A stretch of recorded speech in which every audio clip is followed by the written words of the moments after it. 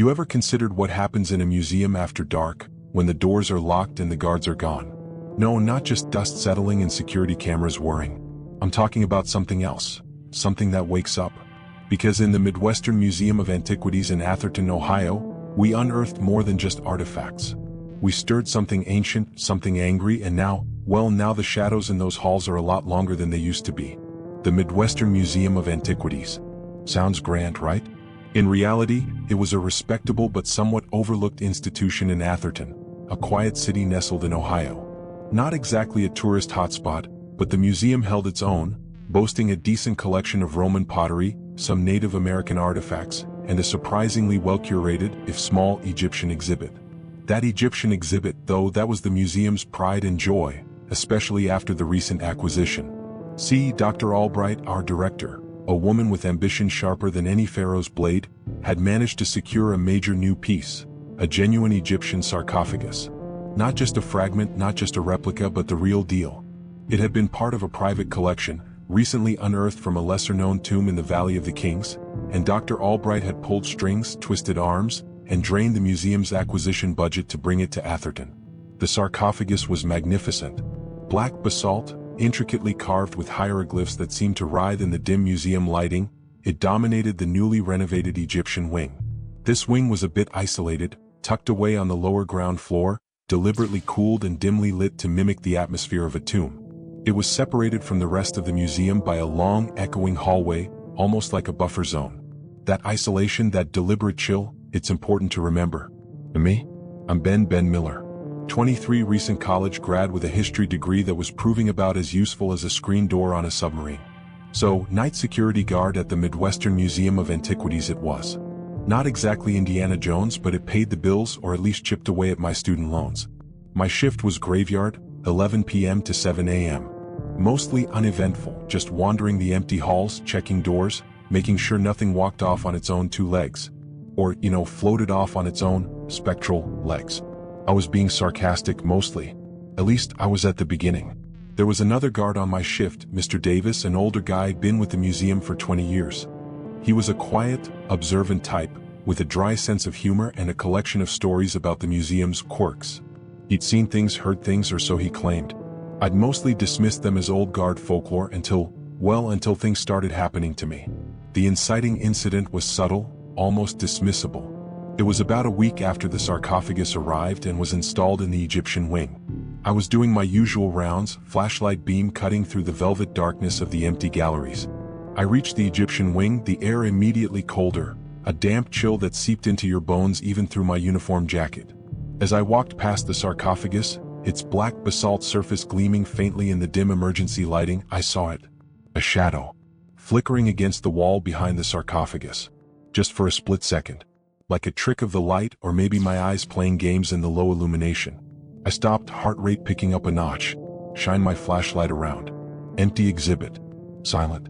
Except for the low hum of the building's ventilation system and the distant city sounds filtering through the thick museum walls.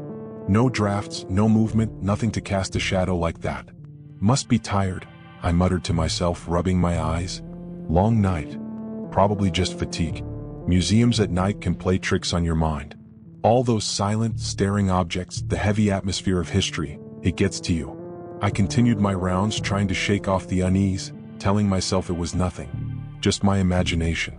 But the unease lingered. And the next night it happened again. Same time, same place near the sarcophagus.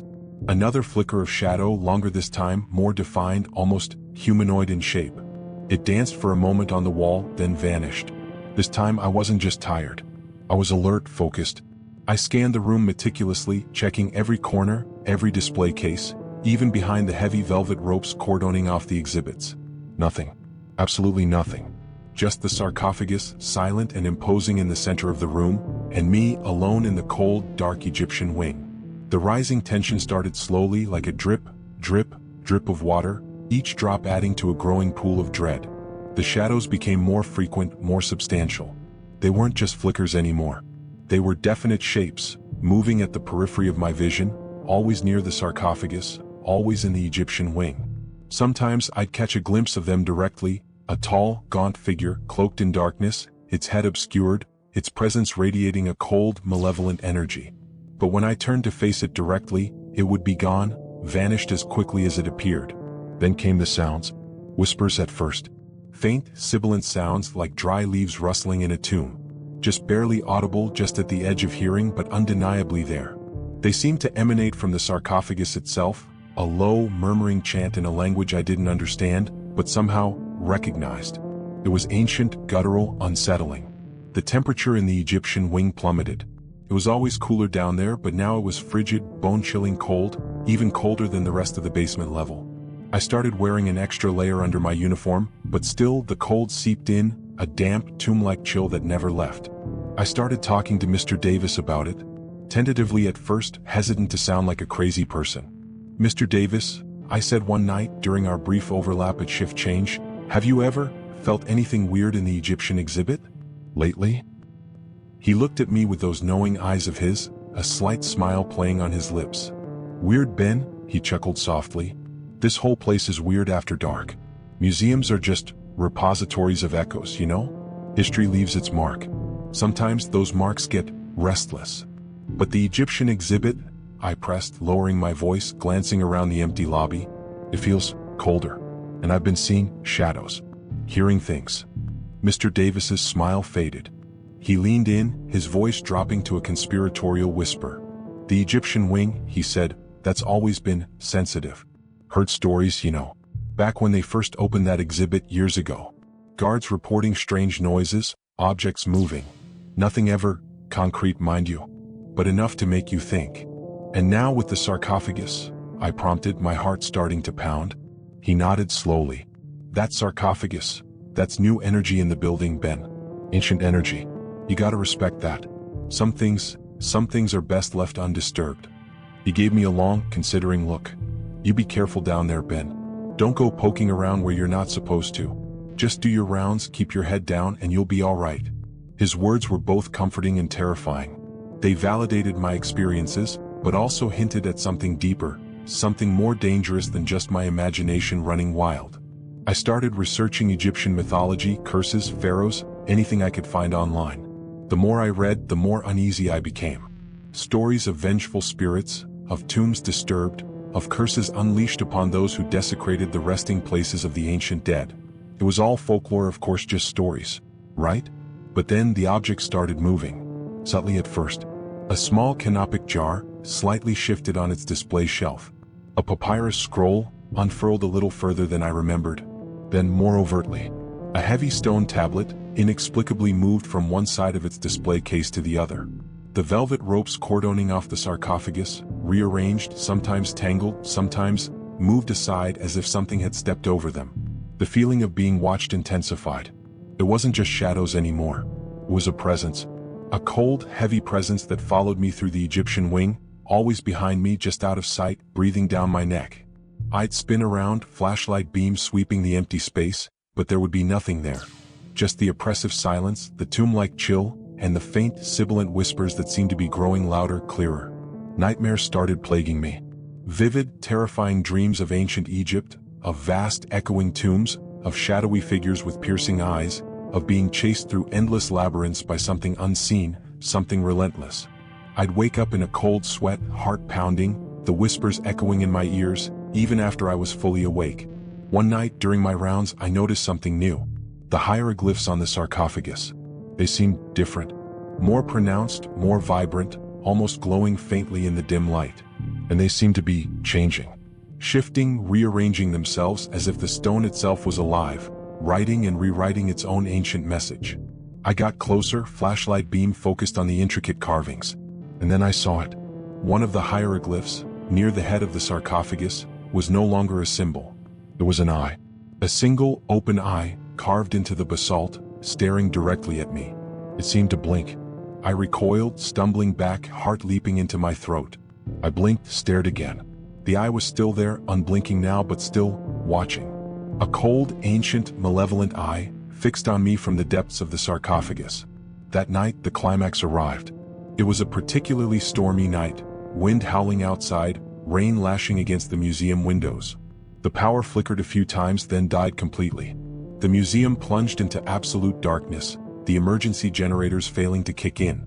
Just blackness, thick and impenetrable, broken only by the faint green glow of the emergency exit signs, casting long, distorted shadows.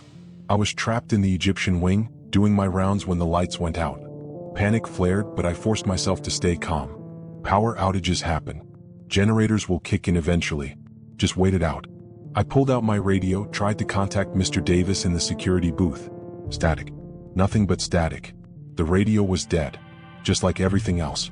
The silence was oppressive, broken only by the howling wind outside and the drumming rain. And then I heard it. A new sound. Louder than the whispers, deeper than the hum of the ventilation. A slow, creaking sound. Coming from the sarcophagus. I froze, flashlight beam shaking in my hand, pointed towards the sarcophagus in the center of the room. The creaking continued, slow, deliberate, agonizingly loud in the absolute silence. The sarcophagus lid. It was moving. Slowly, inch by agonizing inch, it was sliding open. Shadows coalesced in the darkness around the sarcophagus. Not just flickers now, but solid, tangible shadows, swirling and writhing, taking shape, becoming more defined. The chanting, the whispers, became a roar, filling the room, vibrating through my bones, an ancient Egyptian invocation, no longer just murmurs, but clear, resonant words, echoing in the darkness. And then it emerged. From the slowly opening sarcophagus, a figure rose. Tall, gaunt, cloaked in shadow, its head still obscured, but its presence radiating a cold, terrifying power. The air crackled with energy, the temperature dropped to freezing, and the shadows in the room seemed to bend and twist around the figure, as if bowing in deference. The twist came with a name. As the shadowy figure turned towards me, its unseen face seeming to fix on me in the darkness, a voice echoed in my mind, not spoken aloud, but directly into my consciousness, cold, ancient, and filled with rage. Albright, the voice hissed, the name resonating with power and venom. Where is Albright? Albright. Dr. Albright, the museum director. Why was the thing asking for her? Confusion warred with terror in my mind. I don't know, I stammered, my voice trembling in the darkness. She's not here. She's at home. It's night. The shadowy figure remained silent for a moment, its unseen gaze fixed on me. Then the voice echoed in my mind again, colder, more menacing than before. Lies. She is here. Her blood calls to me. Her lineage defiled my tomb. She will pay. Find her. Bring her to me. Lineage. Defiled tomb. It clicked. Dr. Albright. Her family name. I vaguely remembered reading something in her bio when she first became director. Her ancestor. Wasn't he the archaeologist who had originally discovered and looted the Pharaoh's tomb? The one that sarcophagus came from? The Pharaoh wasn't just a vengeful spirit seeking to reclaim power in general. He was seeking vengeance.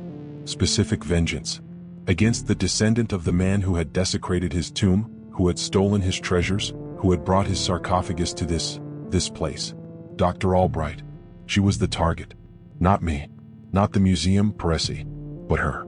And I was caught in the middle. The shadowy figure took a step towards me, its presence pressing down on me, suffocating, paralyzing me with fear. Find her, the voice hissed again, the command echoing in my mind, impossible to ignore. Or you will suffer in her place. I don't remember how I got out of there. Adrenaline, sheer terror, something primal kicked in. I stumbled back, tripped, scrambled to my feet and ran. Ran blindly through the darkness, out of the Egyptian wing, through the echoing hallways towards the lobby, towards the front doors, towards escape. I burst out of the museum doors into the storm-lashed night, gasping for breath, the rain soaking me to the bone, the wind tearing at my clothes. I didn't stop running until I reached the security booth, Mr. Davis staring at me in shock, his radio crackling with static. Ben, what the hell happened? Power's out, alarms are going crazy, and you look like you've seen a ghost. Ghost? No, not a ghost. Something far worse. Something ancient, something vengeful, something unbound. The museum was temporarily closed after that night. Unexplained electrical failure, the official statement said. Minor damage. But the rumors spread like wildfire. Whispers of strange events, of shadows, of chanting, of something evil, unleashed in the Egyptian wing. Mr. Davis quit the next day, wouldn't say why, just shook his head and muttered something about knowing when to walk away. Dr. Albright, she hasn't been seen since. Officially, she's on emergency leave. But unofficially, well, unofficially people are talking. Whispering. About disappearances, about curses, about shadows lengthening in the night. I left Atherton. Couldn't stay in that city, in that shadow of the museum, in the echo of that ancient voice. But I still have nightmares. Still see the shadows. Still hear the whispers. And I still wonder, what happened to Dr. Albright? Did the Pharaoh find her? Did he claim his vengeance? And is he still there in the darkness of the Midwestern Museum of Antiquities, waiting for his next victim? Do you believe in curses? Do you think some things should remain buried? Have you ever felt a presence in a museum, a cold spot, a sense of being watched? Share your thoughts. Maybe we're not alone in experiencing these shadows of the past. Because I have a feeling the Pharaoh's shadow is a lot longer than just the museum walls. And I have a feeling it's still lengthening.